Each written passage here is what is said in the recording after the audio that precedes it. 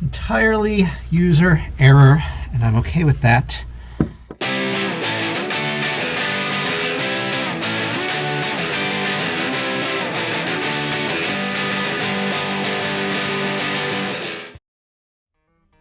Nobody likes to talk about it, but let's be honest here. There are multiple ways to die in a race car, and particularly in a rally car, even more so than a circuit car. Because there are no runoff areas, there are no energy-absorbing barriers. But in my mind, the one that seems the most gruesome and painful would be to burn to death. Which is why, even though the rules don't require fire-resistant underwear under your race suit, I definitely wear them. And even if the rules did not require a fire suppression system, I would definitely have one. And the minimum requirement for a fire extinguisher is either 1 rated at 20 BC or 2 rated at 10 BC. And I've picked a 40 BC because I'm not going to die of fire. So I guess it's time to start following some regulations and finish up the fire system. When I was doing the springs yesterday, I said, I better get these ready because, the new springs are coming tomorrow. And apparently I forgot completely what day it was because yesterday was Wednesday, tomorrow is Friday, today is Thursday, and Friday, tomorrow, is when the springs are supposed to be delivered. There's still not a truck according to UPS, so I screwed that up. That's the high priority thing because that's a drivability issue. That's really the last drivability issue. So at this point, since I have the springs out and I'm just waiting for them, I can spend today's efforts in the garage doing some things that are not necessary for drivability per se, but are necessary to get to pass tech inspection. So I'm going to mount the fire extinguisher and hopefully successfully wire the fire suppression system. So the extinguisher I'm going to mount right here because co-driver's legs should kind of project forward, and the fuel lines and the brake lines run kind of along the, I keep wanting to call it a transmission tunnel because apparently I want to, but there's no transmission there. This is front drive. But they kind of run up against the tunnel here. And I looked under the car, and the medial? No, that's a medical direction. The inboard seatbelt mount, crotch belt mount, gives more than like 2 inches of clearance. So as long as I don't drill inboard of the inboard seatbelt mount, I have plenty of room. So I did some calculations last night because I'm curious. There's this mount has 8 holes in it. I'm like, do I really want to put 8 riv nuts in the floor if I don't have to? And so I started doing some calculations, and it turns out that to survive a 25G deceleration, we're only looking at like 980 newtons of force. And I said, oh, well, that's a lot less than expected. And that is actually, I could hang this on 1 bolt and it would probably survive a 25G deceleration without whipping about the cabin. But as somebody else pointed out, 1, that would allow it to rotate, which is just as annoying. But 2, as somebody else pointed out, anybody can design a bridge that stands. It takes an engineer to design a bridge that just barely stands. Don't be an engineer, overdo it. So I think I'm going to put 4 in, and that should be more than sufficient. And I think I want it this way, because that way, putting the hose up against there will let the main body of the extinguisher to stick out too much. Be nice if there was a way to tap into that, but I don't think it's big enough and secure enough, so angle that slightly.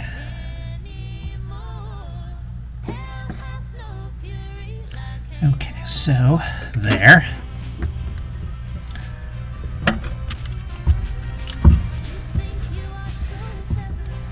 Make sure this is going to come out without striking anything major. Okay, so about there. The rules require a yearly inspection, which Made it easy that my Facebook friend list is chock full of volunteer firefighters. Does not get any easier than, hey, does any of you inspect fire extinguishers? Guy in a Sheetz parking lot for $20.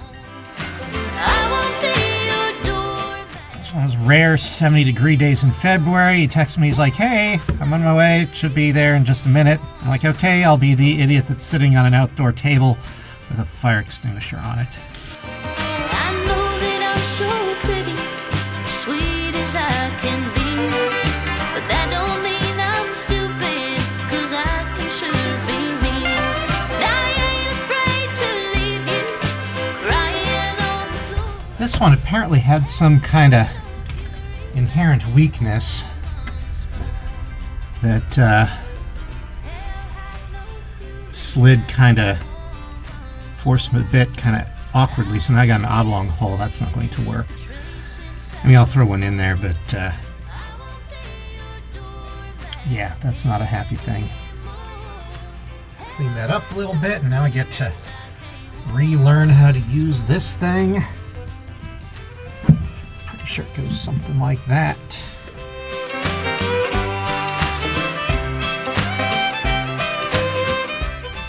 My thumb is okay from yesterday. It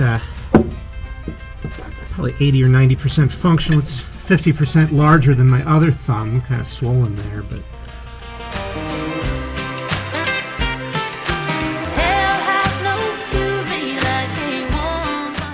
now I doubt this one will be solid, even though I'm going to put one in there, which is probably a tremendous waste. That really, I don't know what was up with this. Like, is there something under there? Another. Oh no, there's a fold underneath, so kind of forced the bit at an angle once it started going through. That's why.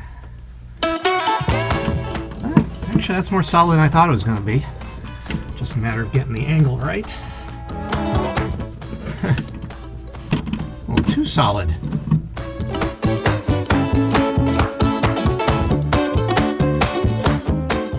Of course, the fact that I'm having this much trouble getting this out does not bode well for getting a screw in. All I need to do is get it started, and everything will be hunky-dory. And then the narrator interrupts, and it turns out not everything would be hunky-dory. I think Samuel L. Jackson would be a better narrator for my life than Morgan Freeman.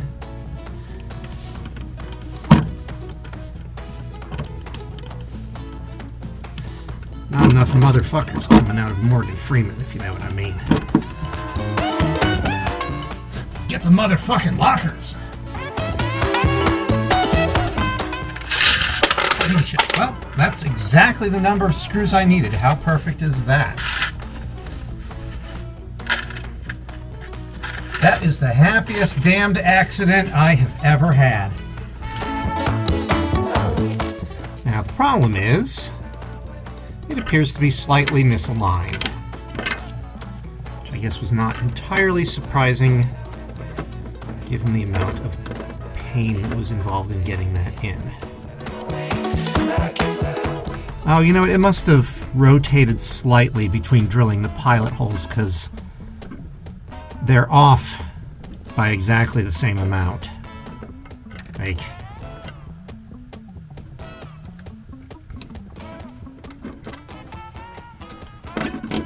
yeah, I thought there would be a little bit of wiggle room here.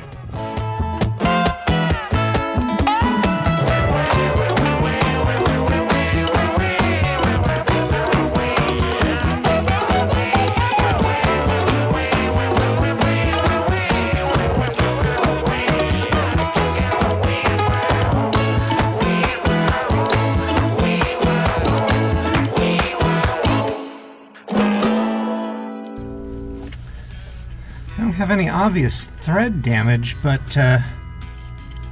this is not screwing on as nicely as the first few did.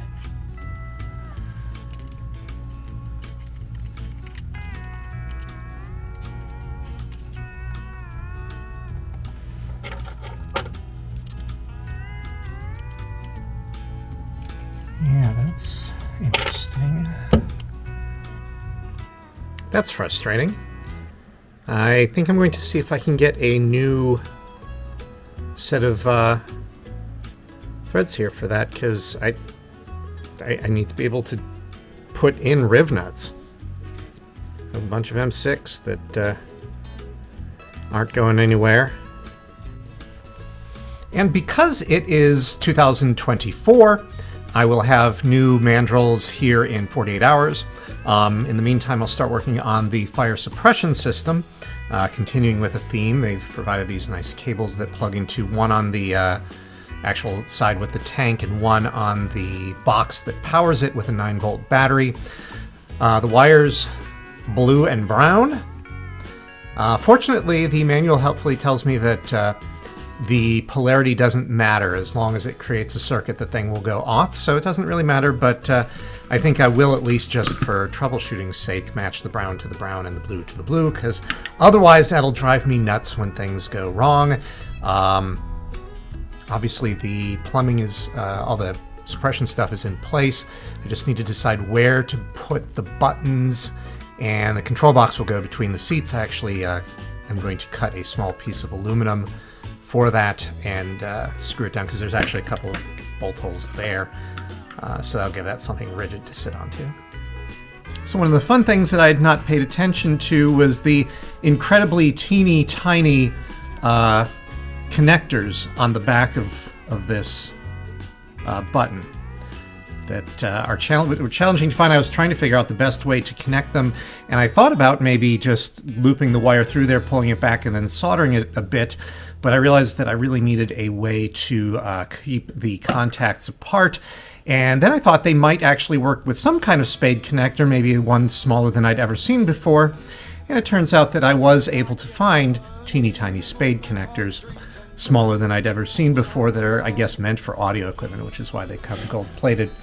But they were not insulated all the way down, so I guess I'll have to put a little heat shrink over them once they're crimped, but at least that would keep them from rubbing and falling off. What else can I do? Oh, holy matrimony, a true love till life is through. Should've known I'd never change. And for whatever reason, I've been kind of waving this thing around without talking about it. I kind of fabbed something up because the official rules state that the release buttons for the fire extinguisher only have to be within easy reach of the driver and co-driver while sitting. And I figure if I'm putting one on each side, if there's a place that I can put it that is easy to reach for the driver and co-driver while sitting, out of the way so that we don't accidentally bump it, and easy to reach from the outside in case of a crash, that would be perfect. And I'll go install this basically kind of off of the dash bar. And I'll tie that onto something to make sure that it stays, because that's a little wiggly.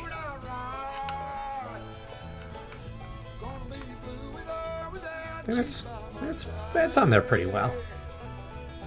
I'm sure it would not hurt to have a little reinforcement, but it's not coming off with a light tug. And because I was stupid enough to open my mouth and say, oh yeah, that's not coming off with a light tug, while I was setting up to put this in here, the red wire spontaneously fell off under its own weight. Oh, I could have been way further over than this. Why did I drill that all the way out there? Huh. I should probably go back and fix that. Is there enough room to fix that? Or yeah, no, they'll be too close to each other if I... Oh, I don't know, I screwed that one up pretty bad. And this big flat area here that looks completely unnecessary is actually necessary because I need a sticker decal that identifies this as a fire extinguisher button, which I have. And Probably going to do all the decals later all at once. Okay. Alright, that's pretty solid. I'm happy with that. And here on the co-driver's side of the car, once again able to reuse some existing points on the car structure.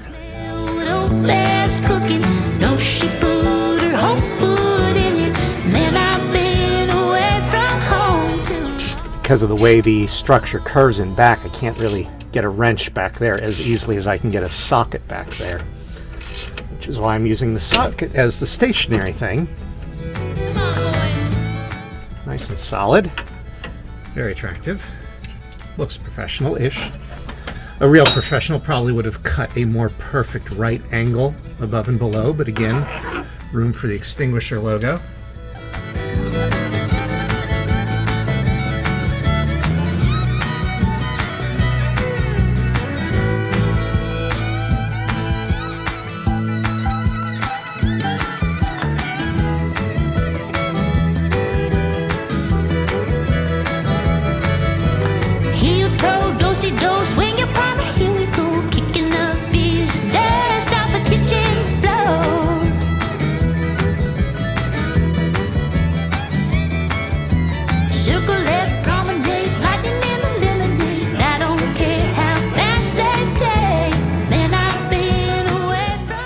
Obviously, it's critical to get the wiring right so that this works, but fortunately there's a test feature. The thing that's most critical is not to accidentally bump it into system armed before I go ahead and test this. I don't want to have to recharge it before I even start racing. So, there's a battery check feature, which is simple enough. And not move the switch, and now I will. Good. And can I reach the driver's side from here? Probably yes, but only with quite a bit of climbing. Yes, good. All right, that makes me happy.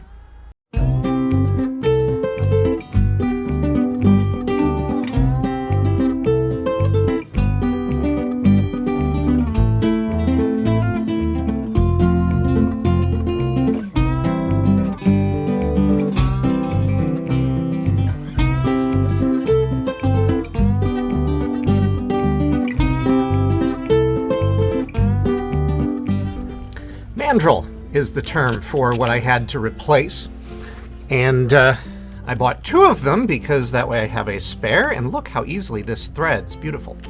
I'm actually kind of tempted to buy just a whole set so that I have a backup for every other size as well.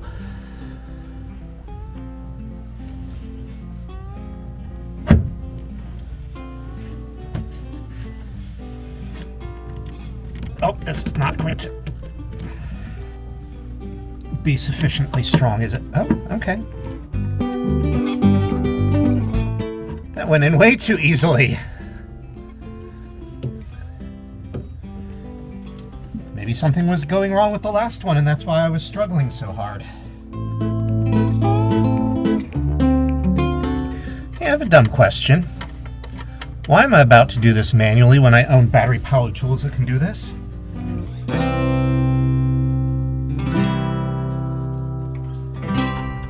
Fuck, man. Oh. Insufficiently tight, apparently.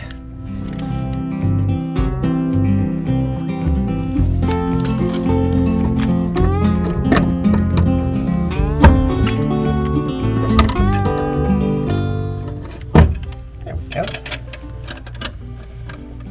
And how does this work?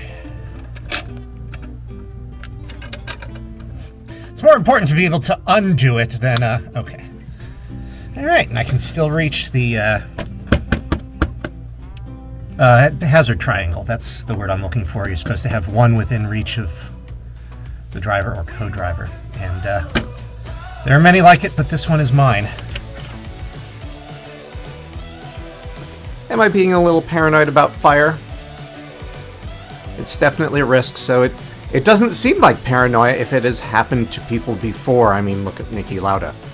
So, my goal is to not end up dead, burned to death. Or if I do, something less painful than that. So everything there is ready, I am protected from fire, and I can start working on the next stuff. In the meantime, wishing you champagne wishes and caviar dreams.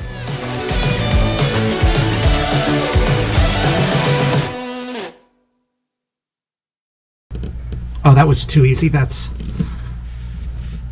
I can't possibly be in. And yet, there it is. Whoomp.